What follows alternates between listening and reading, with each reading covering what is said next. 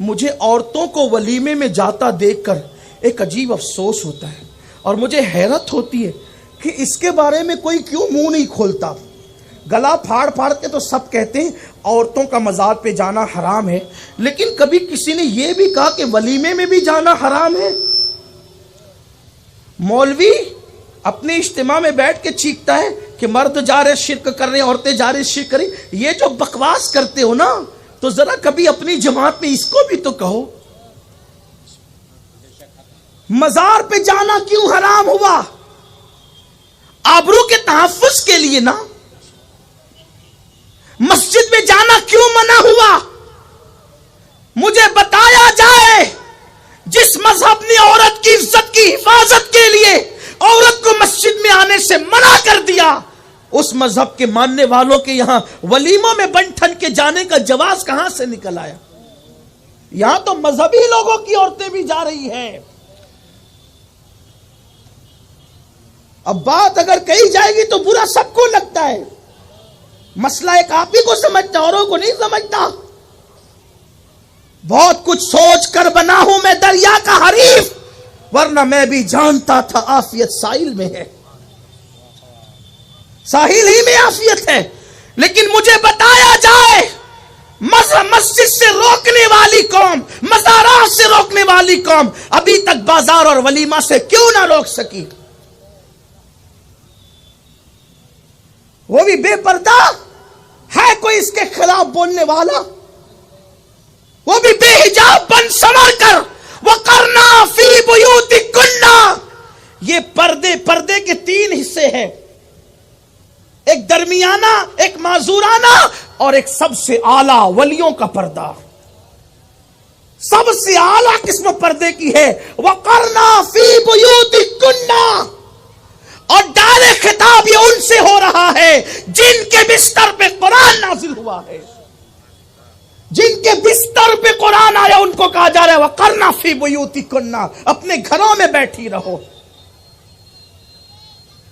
مجھے شاید کوئی میری معلومات میں اضافہ کرے اس معاملے میں کہ رسول اللہ کے دور میں کوئی ولیمہ ہوا اور اس میں خواتین کی شرکت ہوئی ہو، کوئی ذرا اس میری معلومات میں اضافہ کر دے۔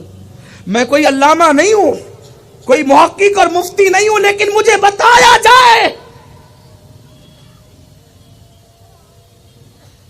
حضور علیہ السلام کے جتنے ولیمے ہیں ان ولیموں میں شرکت صرف صحابہ کی۔ سورۃ الاحزاب اٹھا کے دیکھو، اس کا ان آیتوں کا شان نزول اٹھا کر دیکھیں، اور پھر چلیے اگر با پردہ جاتی تو کوئی گنجائش کی صورت تھی، لیکن بے نقاب بے حجاب بن سنور کر دن بھر بنتی ہے اور پھر جاتی ہے۔ پھر اس میں ہنسی ہے، مذاق ہے، غلط ملت ہے، بے پردگی ہے، پھر ویڈیو شوٹنگ ہے۔ ویڈیو شوٹنگ کرنے والے مسلمان بھی نہیں ہیں۔ مولانا سے پیر جی سے اپنی بیویوں کو، عورتوں کو، بہنوں کو، بیٹیوں کو چھپایا، اور شوٹنگ کے نام پر اپنے گھر کی عورتوں کو ان کے سامنے بے نقاب کر دیا۔ اس قوم پہ لعنت نہیں برسے گی تو کیا ہوگا؟ لوگ کہتے ہیں ہندوستان میں مر رہے، پٹ رہے، یہ ہو رہے، ارے کیوں نہیں ہوگا؟ قدرت جب لعنت کر رہی ہے تو رحمت تم پر کون بھیجے گا؟ قدرت جس قوم پہ لعنت کرے رحمت کون بھیجے گا؟